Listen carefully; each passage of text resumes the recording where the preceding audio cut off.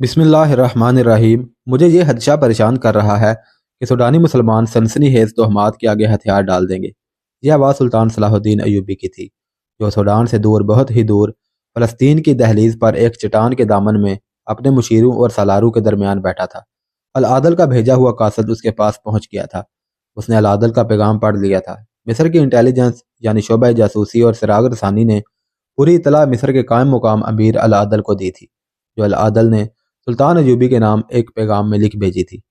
उसमें यह भी लिखा था कि अली बिन सुफियान ताजरों के भेस में सूडान जा रहा है। पैगाम में अल-आदल ने सुल्तान अयूबी से पूछा था कि सूडानी मुसलमानों के पहाड़ी खित्ते में अपने छापा मार भेजे जाएं या नहीं। उसने इस हदशे का इजहार भी किया था कि हम छापा मार चोरी छुपे भेजेंगे। अगर सूडानी हुकूमत को पता चल गया तो खुली जंग हो सकती है, जबकि हमारी ज़्यादातर फौज अरब में लड़ रही है। पैगाम में तफसील से लिखा गया था कि सूडानी हुकूमत मुसलमानों को अपना वफादार बनाने के लिए हमारे जंगी कैदियों को इस्तेमाल करने की कोशिश कर रही है। सुल्तान अयूबी ने यह पैगाम पढ़कर अपनी हाई कमांड के सालारों और मुशीरों को सुनाया और कहा, सूडान के ये मुसलमान सूडान की फ़ौज के लिए कहरे इलाही हैं। तुम सब देख रहे हो कि उनमें जितने हमारे फ़ौजी हैं वह किस बेजिगरी और जज्बे से लड़ते हैं, मगर दुश्मन जब उन्हें तिलिस्माती अल्फाज में उलझाता और जहन की ख्याली अयाशी की तरफ माइल करता है तो वह रेत के बुत बन जाते हैं। अल-आदल ने लिखा तो नहीं कि सलीबी सूडान के मुसलमान इलाके में किरदार कशी और जहनी तहरीब कारी कर रहे हैं, लेकिन तुम सब सलीबियों को जानते हो, वो इस फ़ान के माहिर हैं।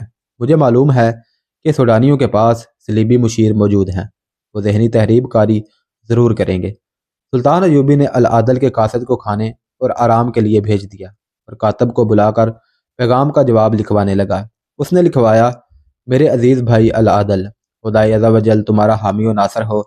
तुम्हारे पैगाम ने सूडान के मुसलमानों के मुतल्लिक सूरत हाल वाज़े कर दी है।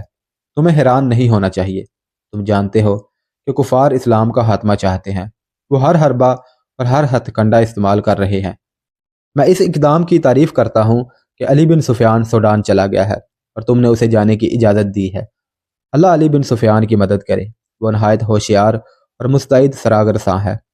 पत्थरों के अंदर से भी भेद निकाल लाता है। वह वापस आकर तुम्हें बताएगा कि वहाँ की सूरत हाल क्या है और उसके मुताबिक क्या कार्रवाई करनी चाहिए। तुमने मुझसे पूछा है कि सूडान के मुसलमानों को छापा मारू की मदद दी जाए या नहीं। तुम इस खतरे का भी इजहार किया है। छापा मार भेजे तो सूडानी जवाबी कार्रवाई करेंगे, जो खुली जंग की भी सूरत एहतियार कर सकती है। तुमने अच्छा किया है कि मेरी इजाज़त ज़रूरी समझी है, लेकिन मैं तुम्हें खबरदार करना ज़रूरी समझता हूँ कि अगर कभी हालात हंगामी हो जाएं तो मेरी इजाज़त लेने में वक़्त ज़ाया ना करना। तुम्हें यह मालूम हो गया था कि सूडान के कैद खाने के एक सिपाही ने सूडानी फ़ौज के 2 कमांडारों को कत्ल करके मुसलमानों के यहाँ पनाह ली और इस्लाम कबूल कर लिया है। और तुम्हें यह भी मालूम हो गया था कि सूडानी हमारे कैदियों को हमारे खिलाफ तैयार करने की कोशिश कर रहे हैं और हमारे इसहाक नामी एक कमांडार की बीवी और बेटी तक को उन्होंने धोखे से अगवा करने की कोशिश की है। तो तुम्हें समझ जाना चाहिए था कि सूडानी मुसलमानों में कुछ गद्दार भी हैं। उन हालात में तुम्हें फौरी तौर पर छापा मारू की कुछ नफरी ताजरों और मुसाफिरों के भेस में सूडानी सरहद में दाखिल कर देनी चाहिए थी। ताहम अली बिन सुफियान का चले जाना काबिल तारीफ है। मेरे अजीज़ भाई, ये अलग मसला है कि हमारे पास फ़ौज थोड़ी है और हम दूसरा महाज खोलने के काबिल नहीं। लेकिन कुरान के इस फरमान से गुरेज ना करो कि किसी भी खित्ते में मुसलमानों पर कुफार जुल्म तशद्दुद कर रहे हों या उन्हें लालच से या धोखे से अकीदों से गुमराह कर रहे हों और उनका कौमी वक़ार और दीनो ईमान खतरे में डाल दिया गया हो, तो तमाम दुनिया के मुसलमानों पर जहाद फ़र्ज हो जाता है। मैं कई बार कह चुका हूँ कि सुल्तनत इस्लामिया की कोई सरहद नहीं। इस्लाम के तहफ़्फ़ुज़ के लिए हम किसी भी मुल्क की सरहद में दाखिल हो सकते हैं। तुम जानते हो कि हमने सूडानी मुसलमानों को अपने छापा मार दे रखे हैं, जो उनके साथ काश्तकारों के रूप में रहते हैं। हम सूडानी मुसलमानों को जंगी सामान भी दे चुके हैं। अगर तुम ज़रूरत महसूस करो तो उन्हें और ज़्यादा मदद दो। अगर सूडानी अपनी सरहद बंद करने के लिए मिस्र पर फ़ौज कशी करें तो घबरा ना जाना। तुम थोड़ी सी फ़ौज से कई गुना फ़ौज का मुकाबला कर सकते हो। तुम उनका एक हमला तबाह कर चुके हो, दूसरा भी तबाह कर लोगे। सामने की टक्कर ना लेना। दुश्मन को वहां घसीट लेना जहां तुम कम तादाद से ज़्यादा नुकसान कर सको। छापा मारों का इस्तेमाल ज़्यादा करना और दुश्मन की रस्त काटने का इंतज़ाम करना। तुम्हारी आधी जंग अली बिन सुफियान के जासूस जीत लेंगे, लेकिन मुझे तवक्को नहीं کہ سوڈانی حملے کی حماقت کریں گے۔ اگر ان صلیبی مشیروں نے عقل سے کام لیا تو وہ حملے کی بجائے اپنے پہاڑی علاقے کے مسلمانوں کو اپنے ساتھ ملانے کی کوشش کریں گے۔ اگر مسلمان ان کے وفادار ہو گئے اور ان کی فوج میں شامل ہو گئے تو وہ ہر خطرہ مول لے سکتے ہیں۔ اس لیے تمہاری کوشش یہ ہونی چاہیے کہ مسلمان ان کی ذہنی تحریب کاری کا شکار نہ ہوں۔ میں وہی بات دہراؤں گا جو 100 بار کہہ چکا ہوں، مسلمان میدان جنگ میں شکست دیا کرتا ہے، شکست کھایا نہیں کرتا، مگر اس کے جذبات میں جب حیوانی جذبہ بیدار کر دیا جاتا ہے تو وہ تلوار اتار پھینکتا ہے۔ ملت اسلامیہ کو جب بھی زوال آیا اسی جذبے کی بدولت آئے گا۔ ہمارے دشمن ہماری قوم میں یہی آگ بھڑکا رہا ہے۔ اس طرح ہم بیک وقت 2 محاذوں پر لڑ رہے ہیں، ایک زمین کے اوپر اور دوسرا زمین کے نیچے۔ ہمارا دشمن ہمیں زہر میں بوجھے ہوئے تیروں سے نہیں مار سکا، وہ اب ہمیں زبان کی مٹھاس اور الفاظ کے جادو سے بیکار اور مفلوج کر رہا ہے۔ یہ بڑا ہی خطرناک محاذ ہے۔ ہوشیار رہنا میرے عزیز بھائی، جہاں کے حالات سازگار ہیں، دشمن بری طرح بکھرا ہوا ہے، میں اسے مرکزیت اور اجتماع کی مہلت نہیں دوں گا۔ اللہ کی مدد ملتی رہی تو میں حلب لے لوں گا۔ مقابلہ شاید اب بھی سخت ہو، لیکن میں نے کچھ اور انتظامات کر لیے ہیں۔ صلیبی ابھی سامنے نہیں آئے، شاید ابھی سامنے آئیں گے بھی نہیں۔ وہ بھائیوں کو آپس میں لڑا کر تماشا دیکھ رہے ہیں۔ اگر ان کا دشمن آپس میں ہی لڑ لڑ کر مر جائے تو انہیں سامنے آنے کی کیا ضرورت ہے؟ اللہ تمہاری مدد کرے۔ مجھے امید ہے کہ تم گھبراؤ گے نہیں۔ خدا حافظ۔ جس وقت سلطان صلاح الدین ایوبی نے یہ پیغام قاصد کو دے کر روانہ کیا، اس وقت عمرو درویش کے خیمے میں وہ 3 آدمی بیٹھے ہوئے تھے جو لوگوں کے ہجوم میں آگے ہو کر عمرو درویش کی طرف بڑھے تھے، مگر اس طرح پیچھے کو گر پڑے تھے جیسے کسی نے انہیں آگے سے دھکا دیا ہو۔ لوگ چلے گئے۔ عمر درویش باہر سے اٹھ کر خیمے کے اندر چلا گیا تھا اور یہ 3 آدمی کچھ دور تک لوگوں کے ساتھ گئے اور ان کی نظر بچا کر ایک ایک کر کے واپس آئے اور عمر درویش کے خیمے میں چلے گئے تھے۔ یہ اسی گروہ کے آدمی تھے اور وہ اسی علاقے کے مسلمان تھے۔ سورانی حکومت سے انہیں بہت انعام ملتا تھا۔ میرا خیال تھا کہ کپڑا نہیں جلے گا، عمر درویش نے کہا۔ اس کے نیچے آتش گیر مادہ کم رکھا گیا تھا اور اوپر پانی زیادہ انڈیل دیا گیا تھا۔ تمہیں ابھی یہ معلوم نہیں ہوا کہ یہ تیل پانی پر ڈال دیا جائے تو بھی تیل جل اٹھتا ہے، اس آدمی نے کہا جس نے کپڑے پر مشکیزے سے پانی چھڑکا تھا۔ ہم پہلے آزما چکے تھے۔ لوگوں پر اس کا کیا اثر ہوا ہے؟ عمر درویش نے پوچھا۔ ہم کچھ دور تک ان کے ساتھ گئے تھے، ایک نے جواب دیا۔ وہ پانی کو آگ لگانے کو تمہارا معجزہ سمجھتے ہیں۔ کوئی یقین نہیں کرتا کہ دنیا کا کوئی انسان پانی کو آگ لگا سکتا ہے۔ تم نے جس انداز سے باتیں کی ہیں وہ ان کے دلوں میں اتر گئی ہیں۔ خدا کی قسم نہ دوست، عمر درویش نے اسے ٹوک دیا اور سنجیدہ لہجے میں بولا، خدا کی قسم نہ کھاؤ۔ ہم اس حق سے محروم ہو گئے ہیں کہ اس سچے خدا کی قسم کھائیں جس کے احکام کی ہم خلاف ورزی کر رہے ہیں۔ معلوم ہوتا ہے ابھی تمہارے دل میں سچا خدا موجود ہے، ایک آدمی نے کہا۔ عمر درویش، تم اپنا خدا اور اپنا ایمان فروخت کر رہے ہو۔ دوسرے آدمی نے پاس بیٹھی ہوئی عاشی کے ران پر ہاتھ پھیر کر کہا، اور قیمت دیکھ کیسی ملی ہے؟ یہ سلیب کے بادشاہوں کا ہیرا ہے جو سوڈان کے حاکموں نے تمہیں دیا ہے۔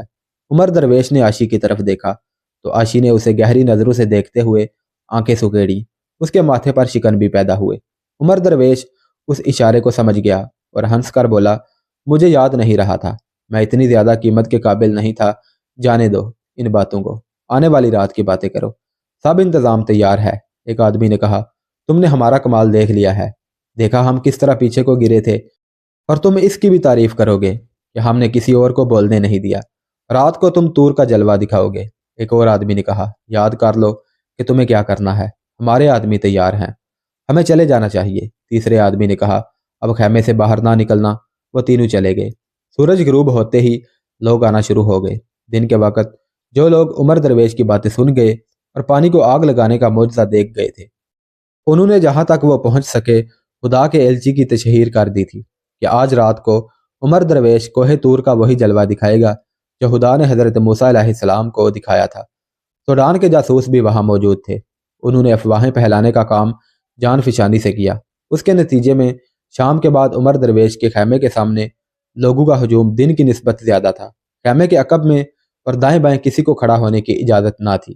عمر درویش ابھی خیمے میں تھا۔ باہر 2 مشعلیں جل رہی تھیں جن کے ڈنڈے زمین میں گڑے ہوئے تھے۔ لوگ خدا کے ایلچی کو دیکھنے کے لیے بے چین ہو رہے تھے۔ خیمے کے پردے کو جنبش ہوئی۔ عاشی سامنے آئی۔ اس کا لباس سیاہ تھا۔ یہ ایک فراق سا تھا جو کندھوں سے پاؤں تک تھا۔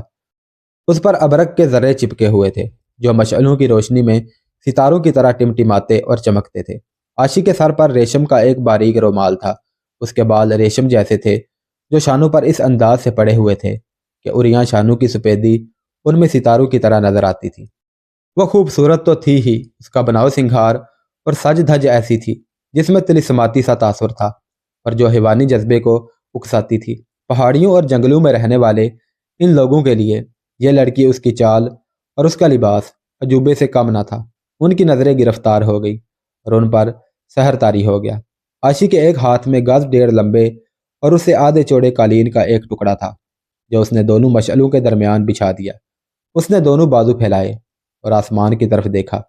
خیمے کا پردہ ہٹا اور عمر درویش مستانہ چال چلتا قالین پر کھڑا ہو گیا۔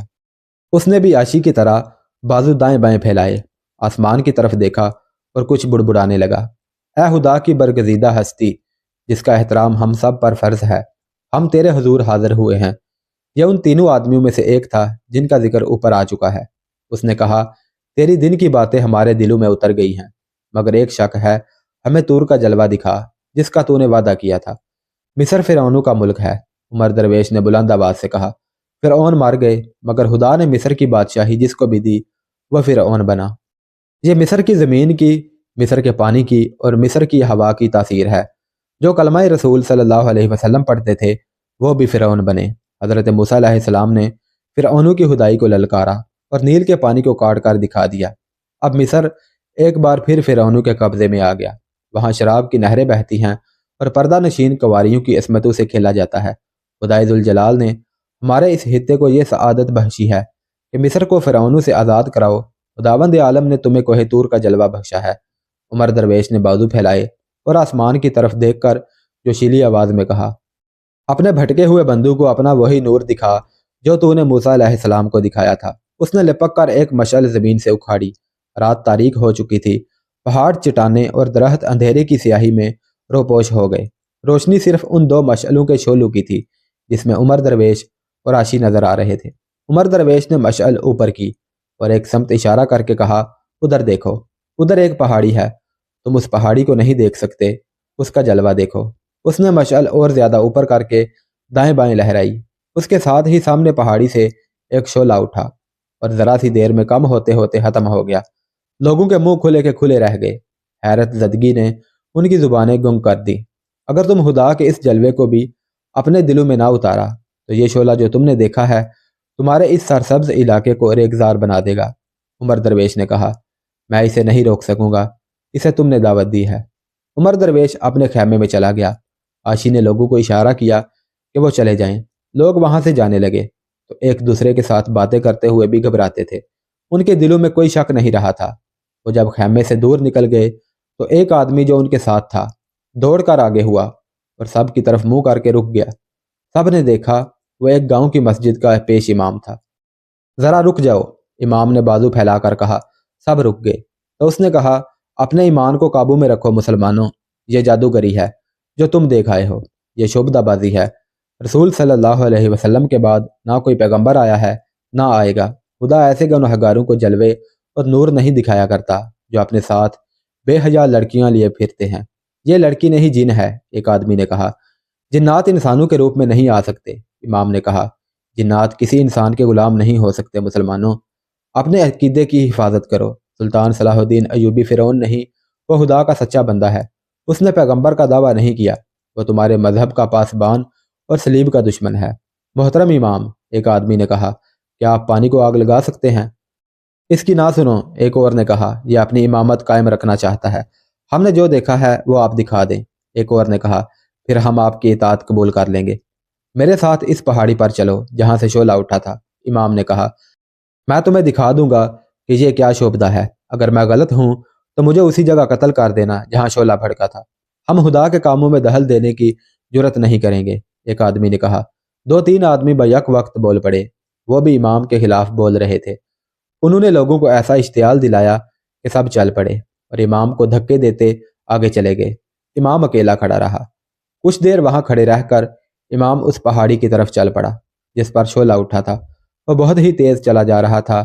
ایک پتھریلے ویرانے سے گزر کر چٹان کے دامن میں پہنچا تو دو آدمی اس سے کچھ پیچھے چلے جا رہے تھے۔ امام چٹان کے ساتھ ساتھ چلا جا رہا تھا۔ پیچھے جانے والے دونوں اور تیز ہو گئے۔ ان کے قدموں کی آہٹیں سن کر امام رک گیا۔ وہ دونوں اس کے قریب جا رکے۔ ان کے چہرے کپڑوں میں چھپے ہوئے تھے۔ امام نے ان سے پوچھا کہ وہ کون ہیں؟ انہوں نے کوئی جواب نہ دیا۔ ان میں سے ایک امام کے پیچھے چلا گیا۔ امام اس کی طرف مڑا تو دوسرے نے امام کی گردن کے گرد اپنا بازو لپیٹ لیا۔ امام نے کمر بند سے خنجر نکالا، مگر اس کا خنجر والا ہاتھ ایک آدمی کے ہاتھ کے شکنجے میں آ گیا۔ اس کی گردن دوسرے آدمی کے بازو کے شکنجے میں تھی، جو اتنا تنگ اور سخت ہو گیا تھا کہ اس کا سانس رک رہا تھا۔ اس نے آزاد ہونے کی آخری کوشش کی۔ وہ پوری طاقت سے اچھلا، دونوں پاؤں جوڑ کر سامنے والے کے پیٹ میں مارے۔ اسے پیچھے سے ایک آدمی نے جکڑ رکھا تھا۔ سامنے والا امام کی لاتوں سے پیچھے کو گرا اور اس کے پیچھے والا دھکا برداشت نہ کر سکا۔ وہ بھی پیچھے کو گرا اور امام کی گردن پر اس کے بالوں کی گرفت ڈھیلی پڑ گئی۔ امام نے ایک اور جھٹکا دیا اور آزاد ہو گیا۔ وہ اب ایک خون ریز لڑائی کے لیے تیار ہو کر اٹھا، لیکن وہ دونوں بھاگ گئے۔ ان کے بھاگنے کی وجہ صرف یہ ہو سکتی تھی کہ وہ دونوں اسی علاقے کے مسلمان تھے۔ انہیں پہچانے جانے کا خطرہ تھا۔ امام نے انہیں پکارا، للکارا، لیکن وہ غائب ہو گئے۔ امام نے آگے جانا مناسب نہ سمجھا۔ وہ وہیں سے واپس چلا گیا۔ عمر درویش کے خیمے میں وہی 3 آدمی بیٹھے تھے جو دن کے وقت بھی اس کے پاس آئے تھے۔ انہوں نے عمر درویش کو بتایا کہ لوگ وہی تاثر لے کر گئے ہیں جو ان پر پیدا کرنے کی کوشش کی گئی تھی۔ انہوں نے اسے یہ بھی بتایا کہ کل رات اسے آگے ایک اور گاؤں کے قریب جانا ہے اور طور کا جلوہ ایک اور پہاڑی پر دکھانا ہے۔ تینوں چلے گئے۔ عاشی عمر درویش کے ساتھ اکیلی رہ گئی۔ کیا تم اپنی کامیابی پر خوش ہو؟ عاشی نے پوچھا۔ عاشی، عمر درویش نے آہ لے کر کہا، میں تمہیں اس قسم کے سوالوں کا جواب دینے سے ڈرتا ہوں۔ کیا تم یہ چاہتے ہو کہ میں صلیبیوں اور سوڈانیوں کے ہاتھوں میں کھلونا بنی رہوں؟ عاشی نے کہا، تم نے میرے اندر ایمان بیدار کیا ہے اور اب تم مجھ پر اعتبار نہیں کرتے۔ میں اعتبار تمہارے عمل پر کروں گا۔ عمر درویش نے کہا، تمہارے الفاظ پر نہیں۔ مجھے بتاؤ میں کیا کروں؟ عاشی نے کہا، جو کہو گے کروں گی۔ ابھی یہی کرتی رہو جو کر رہی ہو۔ عمر درویش نے کہا، وقت آنے پر تمہیں بتاؤں گا کہ کیا کرنا ہے۔ ہو سکتا ہے تمہیں یہ بتانے کا وقت ہی نہ ملے کہ مجھے کیا کرنا ہے۔ عاشی نے کہا، تم نے دیکھ لیا ہے کہ تمہارے ارد گرد جاسوسوں کا جال بچھا ہوا ہے۔ جہاں تم نے ذرا سی بھی مشکوک حرکت کی، یہ جاسوس تمہیں غائب یا قتل کر دیں گے اور مجھے اپنے ساتھ لے جائیں گے۔ اگر تم مجھے پہلے ہی بتا دو کہ تمہارا ارادہ کیا ہے تو میں تمہیں بر وقت خبردار کر سکوں گی۔ مجھے تو وہ بہرحال اپنے گروہ کا فرد سمجھتے ہیں۔ عاشی کے انداز میں کچھ ایسی سادگی اور خلوص تھا جس سے عمر درویش قائل ہو گیا کہ یہ لڑکی اسے دھوکہ نہیں دے گی۔ اس نے کہا، تمہارے کمالات دیکھتا ہوں تو ڈرتا ہوں کہ تم مجھے دھوکہ دو گی۔ کمالات میں تو تم بھی کم نہیں ہو، عاشی نے کہا، اسی لیے تو میں محسوس کر رہی ہوں کہ تم اپنی قوم کو دھوکہ دینے کا پختہ ارادہ کر لیا ہے۔ میں تمہیں اپنا ارادہ بتا دیتا ہوں، عمر درویش نے کہا، اور یہ بھی بتا دیتا ہوں کہ تم نے اپنا وعدہ پورا نہ کیا اور مجھے فریب دیا تو تم زندہ نہیں رہو گی۔ میں قتل ہو جانے سے نہیں ڈرتا اور قتل کرنے سے بھی نہیں ڈروں گا۔ میں نے راستے میں تمہیں بتا دیا تھا کہ میں کسی اور مقصد کے لیے جا رہا ہوں۔ مجھے امید تھی کہ یہاں اپنے علاقے میں آ کر اپنے خفیہ مقصد میں آسانی سے کامیاب ہو جاؤں گا، مگر یہاں آ کر دیکھا کہ سوڈانیوں نے مجھے جاسوسوں کے گھیرے میں لے رکھا ہے۔ مجھے دوسرا غم یہ ہو رہا ہے کہ میں نے اپنی قوم کی پیٹھ میں خنجر اتار دیا ہے۔ میں اپنے اصل مقصد کی خاطر اپنے آپ کو پوشیدہ رکھ رہا ہوں، مگر میری کارستانی، جسے تم میرا کمال کہتی ہو، میری قوم کے مذہبی عقیدے کو زہر کی طرح مار رہی ہے۔ میں نے اگر یہ جاری رکھا تو یہ مسلمان سوڈانیوں کی غلامی کی زنجیروں میں بندھ جائیں گے اور ان کا قومی وقار ہمیشہ کے لیے ختم ہو جائے گا۔ تم کیا کرنا چاہتے ہو؟ عاشی نے پوچھا۔ میں اسحاق کے گاؤں تک پہنچنا چاہتا ہوں، عمر درویش نے کہا۔ تم اسحاق کو جانتی ہو نا؟ وہی کماندار جو جنگی قیدی کی حیثیت سے قید خانے میں پڑا ہے۔ اسے اپنے رنگ میں رنگنے کے لیے تمہیں بھی ایک رات اس کے پاس بھیجا گیا تھا۔ اس شخص کو تو میں ساری عمر نہیں بھول سکوں گی، عاشی نے کہا۔ اس کی بھی اتنی ہی مرید ہوں جتنی تمہاری ہوں۔ میں اس کے گھر تک پہنچنا چاہتا ہوں، عمر درویش نے کہا۔ پھر میں اپنے گاؤں جانے کا ارادہ رکھتا ہوں۔ میں یہ سوچ کر آیا تھا کہ یہاں آ کر غائب ہو جاؤں گا اور یہاں کے لوگوں کو بتاؤں گا کہ وہ سوڈانیوں کے ہتھ کنڈوں سے بچیں۔ معلوم ہوتا ہے تم نے کوئی باقاعدہ منصوبہ نہیں بنایا تھا، عاشی نے کہا۔ ہمیں جس کام کے لیے بھیجا جاتا ہے اس کا ہمیں بڑا واضح منصوبہ دیا جاتا ہے۔ میں قید خانے میں ظالمانہ اذیتیں سہ سہ کر نکلا ہوں، عمر درویش نے کہا۔ اتنی ہی عقل رہ گئی تھی کہ قید خانے سے نکلنے کا یہ طریقہ سوچ لیا تھا۔ یہاں آ کر حالات ایسے ہو گئے ہیں کہ اپنے مقصد کی کامیابی ناممکن نظر آتی ہے۔ اب مجھے سوچنے دو، عاشی نے کہا۔ اگر ہم خدا کی راہ میں ثابت قدم رہے تو تم اپنے مقصد میں کامیاب ہو جاؤ گے۔ کل ہم آگے جا رہے ہیں، کوئی صورت نکل آئے گی۔ ضرورت یہ ہے کہ ہمیں یہاں کے کسی عقل مند آدمی کے ساتھ ملاقات کا موقع مل جائے۔ اسی علاقے میں عمر درویش کے خیمے سے 2-2.5 میل دور مصری تاجروں کا ایک قافلہ آیا۔ 4 آدمی اور 6 اونٹ تھے۔ قافلے کا سردار لمبی داڑھی والا ایک بزرگ سیرت انسان تھا، جس نے ایک آنکھ پر سبز رنگ کے کپڑے کا ٹکڑا لٹکا رکھا تھا، جیسے اس کی یہ آنکھ خراب ہو۔ یہ قافلہ 2 راتیں پہلے سوڈان کی سرحد میں داخل ہوا تھا۔ پہلے بتایا جا چکا ہے کہ سلطان صلاح الدین ایوبی نے مصر سے سوڈان میں اناج سمگل کرنے کی درپردہ اجازت دے رکھی تھی۔ دوسری اجناس بھی سمگل کی جاتی تھی۔ سوڈان میں ان اشیاء کی قلت تھی۔ مصر کے یہ اسمگلر دراصل سلطان ایوبی کی انٹیلیجنس کے آدمی تھے۔ انہیں مصر کے سرحدی دستے نہیں روکتے تھے اور سوڈان کی سرحد کے پہرے دار بھی انہیں نظر انداز کر دیتے تھے۔